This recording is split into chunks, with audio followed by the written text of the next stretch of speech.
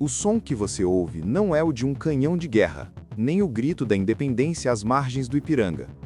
O som que define essa história é o raspar frenético de uma pena sobre o papel, a luz vacilante de uma vela, numa madrugada de insônia e luxúria. Imagine-se agora no Rio de Janeiro. É o dia 11 de dezembro de 1826. O calor é sufocante, úmido, quase insuportável, mas o que faz o ar pesar não é o clima tropical, é o lupo. Você está no meio de uma multidão furiosa e chorosa que cerca o Palácio de São Cristóvão. O povo, normalmente festivo, está com os rostos contorcidos de ódio. Pedras são seguradas em mãos trêmulas. Eles não gritam "Viva o Imperador", eles gritam "Assassino". Lá dentro, deitada em um leito de madeira nobre, jaz o corpo de uma mulher jovem, com apenas 29 anos, mas que aparenta ter vivido um século de sofrimento. Ela é Maria Leopoldina, a arquiduquesa da Áustria, a primeira imperatriz do Brasil, e a mulher que o povo acredita ter sido morta não por uma doença, mas por um coração partido.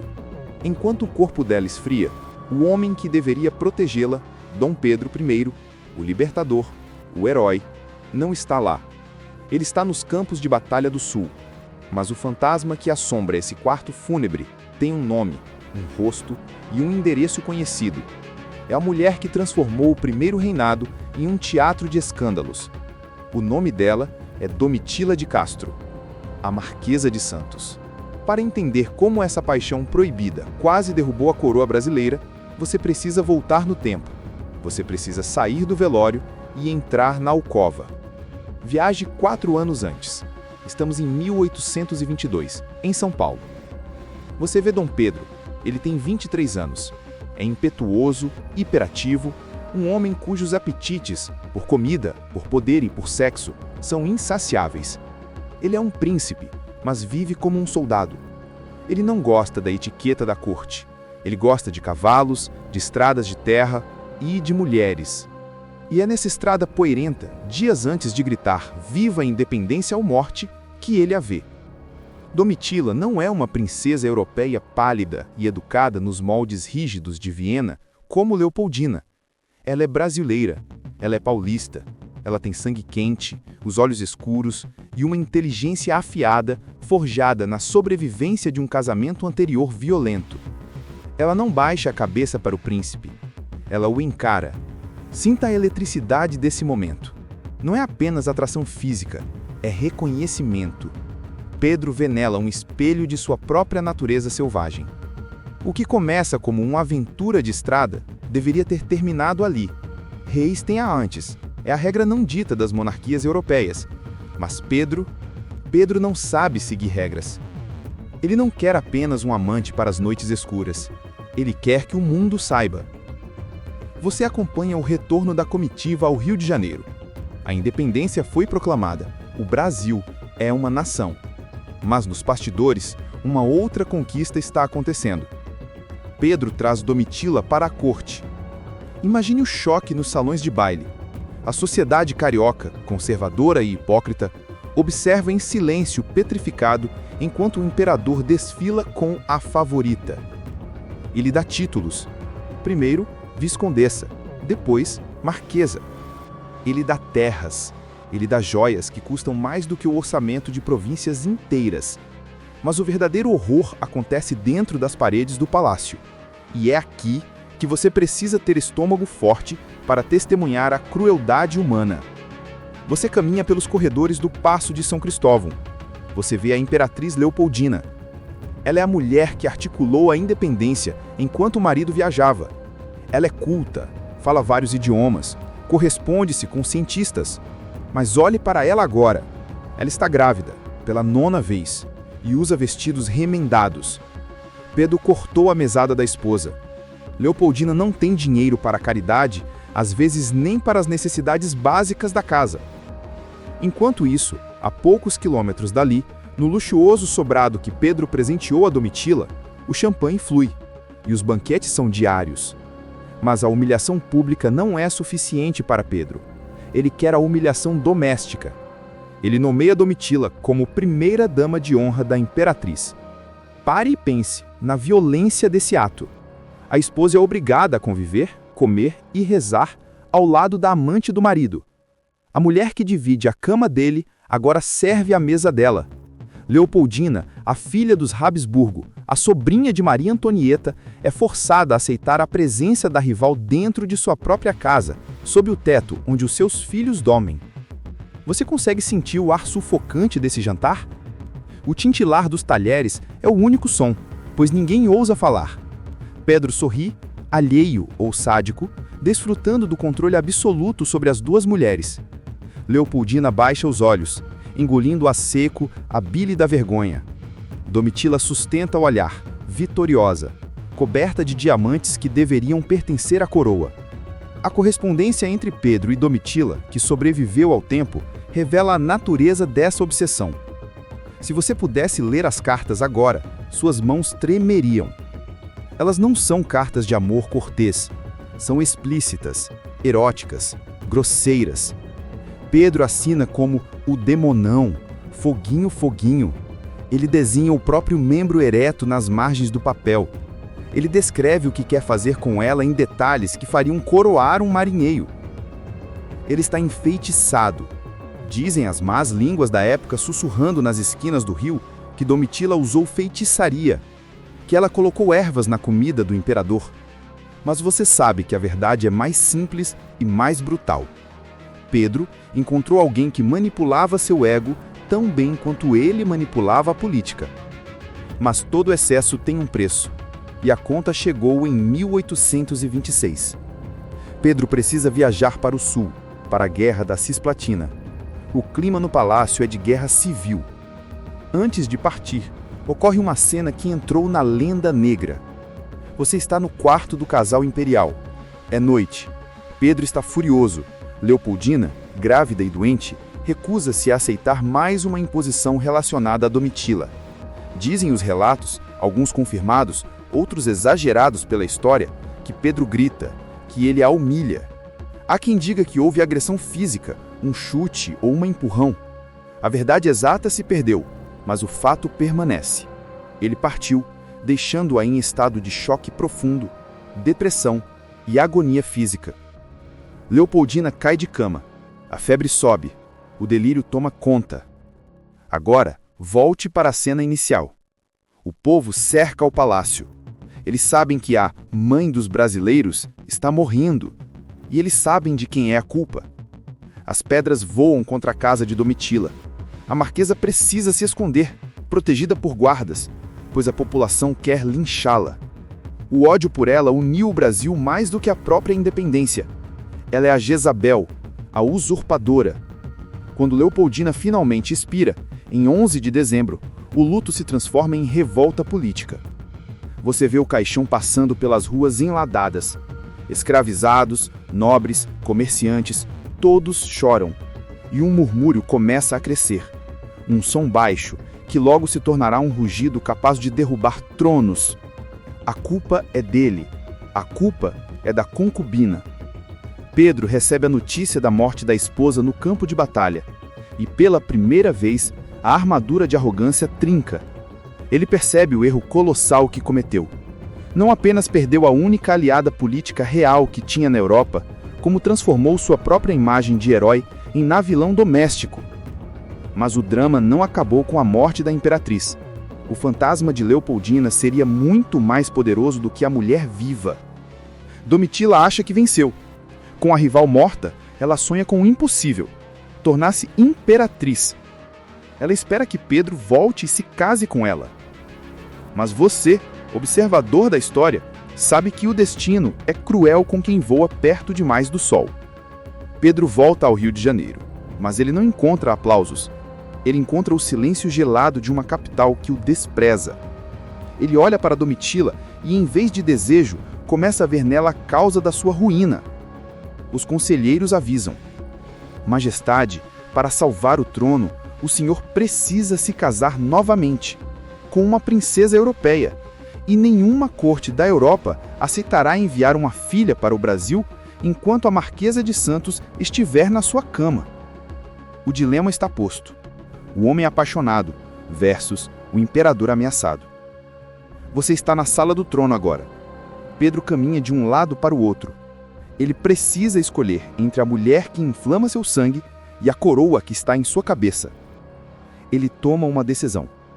Mas como tudo na vida de Pedro, não será uma ruptura limpa.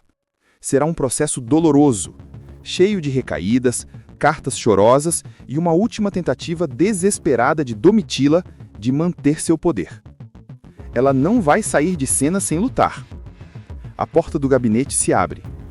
Domitila entra, não anunciada. Ela sabe que o fim está próximo. Ela olha para Pedro, os olhos marejados, usando as joias que ele lhe deu.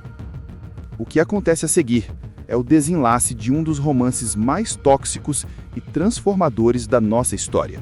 Você está de volta ao Gabinete Imperial. O ar está carregado de eletricidade estática. Domitila de Castro, a mulher que governou o coração do Brasil por anos, está parada diante de Pedro. Ela não chora como uma donzela indefesa. Ela chora com a fúria de quem sabe que está sendo descartada como um objeto usado.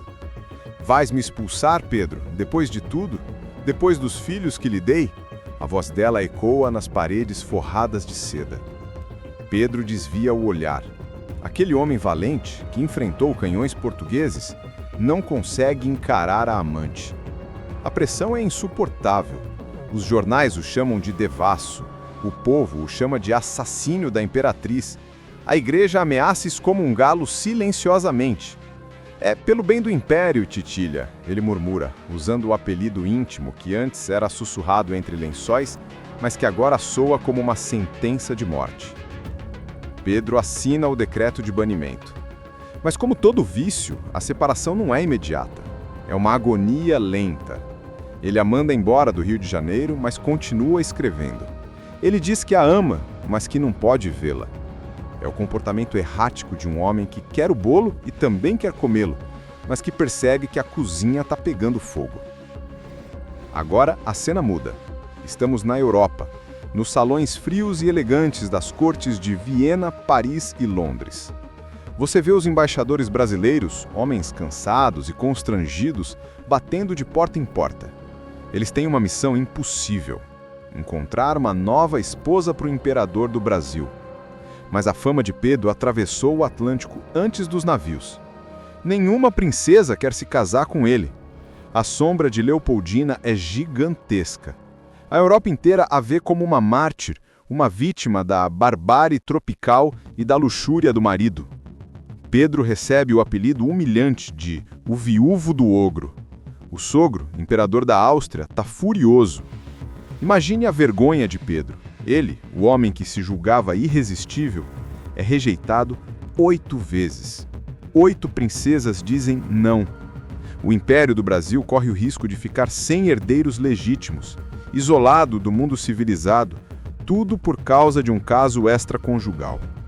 É preciso um milagre, e o milagre tem nome: Amélia de Lothenberg. Estamos em 1829. Pedro vê um retrato miniatura de uma jovem de 17 anos. Ela é neta de Josefina, a imperatriz de Napoleão.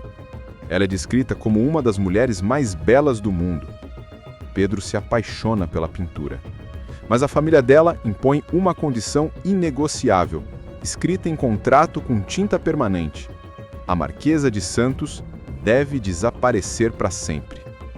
A chegada de Dona Amélia no Rio de Janeiro é o golpe final no coração de Domitila. Visualize o cais do porto novamente. Dessa vez não há cheiro de peste, mas de flores. O povo, cansado de escândalos, recebe a nova imperatriz com esperança. Ela é linda, digna e, acima de tudo, virtuosa. Assim que Amélia pisa no palácio, ela faz uma limpeza, não apenas física, mas moral. Ela se recusa a aceitar na corte qualquer pessoa que tenha sido cúmplice do caso entre Pedro e Domitila. E Domitila? Você a vê agora na estrada de terra que liga o Rio a São Paulo, a estrada real. A viagem de volta é o oposto da viagem de ida. Anos antes, ela subiu a serra como uma favorita, cercada de guardas e luxo. Agora, ela desce como uma pária. A chuva cai pesada sobre a carruagem. Domitila está grávida novamente de Pedro, mas carrega no ventre um filho que nascerá longe do pai. Dizem as lendas que durante o trajeto tiros foram disparados contra sua carruagem. O ódio do povo era tanto que tentaram assassiná-la na estrada. Ela abraça os filhos contra o peito, sentindo saloncado das rodas na lama. Ela sabe que o sonho acabou. Ela perdeu o homem, perdeu o poder e perdeu a reputação. Mas a história tem reviravoltas que nem a ficção ousa escrever. Enquanto Domitila reconstrói sua vida em São Paulo, o reinado de Pedro desmorona no Rio de Janeiro. O sacrifício de Leopoldina não foi em vão. Sua morte criou uma ferida política que nunca cicatrizou. O povo brasileiro nunca perdoou totalmente Pedro. A economia vai mal, as revoltas explodem nas províncias e a imagem do imperador está manchada. Estamos na madrugada de 7 de abril de 1831. Você está no mesmo gabinete onde tudo começou. Pedro está pálido, olheiras profundas marcando seu rosto. Lá fora, o povo não grita mais assassino. Eles gritam fora. O exército o abandonou. Ele olha para a coroa sobre a mesa, o objeto pelo qual ele sacrificou sua esposa, sua honra e sua felicidade. Agora parece só um pedaço de metal frio e pesado. Com a mão trêmula, ele escreve a carta de abdicação. Abdico em favor do meu muito amado e prezado filho, o senhor Dom Pedro de Alcântara. Ele deixa o trono para uma criança de 5 anos. Ele deixa o país que fundou. Ele é expulso da terra que amava, expulso pelos fantasmas de seus próprios erros. Pedro volta para a Europa. Ele lutará guerras em Portugal, tentará ser um herói de novo, mas morrerá jovem, aos 35 anos, consumido pela tuberculose, a mesma doença que dizem ter sido agravada pela tristeza. E Domitila? Aqui está a irania suprema. A vilã sobreviveu. Imagine-se caminhando pela São Paulo antiga, décadas depois, em 1860. Você vê uma senhora idosa, respeitável, vestida de preto, saindo de uma igreja. Todos a cumprimentam. Estudantes de direito pedem a sua bênção. Pobres recebem comida em sua porta. É ela, a Marquesa de Santos. Longe de Pedro, ela renasceu. Casou-se novamente, tornou-se uma matrona da sociedade, uma mulher de caridade e poder. Ela viveu até os 69 anos. Ela viu o filho de Pedro e Leopoldina, D. Pedro II, se tornar um grande imperador. Ela sobreviveu ao ódio, sobreviveu ao amor. Na cena final dessa história, quero que você visualize 2 túmulos. Um está em Portugal e depois no Ipiranga, onde repousa Pedro, o imperador que tinha um coração tão grande para um peito só e que por isso quebrou todos ao seu redor. E o outro está no Comissário da Consolação, em São Paulo, o túmulo de Domitila. Até hoje, pessoas colocam flores lá. Algumas pedem sorte no amor, outras só prestam homenagem a uma mulher que ousou desafiar as regras do seu tempo e pagou o preço. O caso proibido quase destruiu o império, é verdade, mas ele também humanizou a nossa história. Ele nos mostrou que coroas não protegem contra a paixão e que o julgamento mais severo não vem dos tribunais, mas da memória de um povo traído. Quando você fechar os livros de história, lembre-se, o Brasil não foi forjado apenas em batalhas e leis.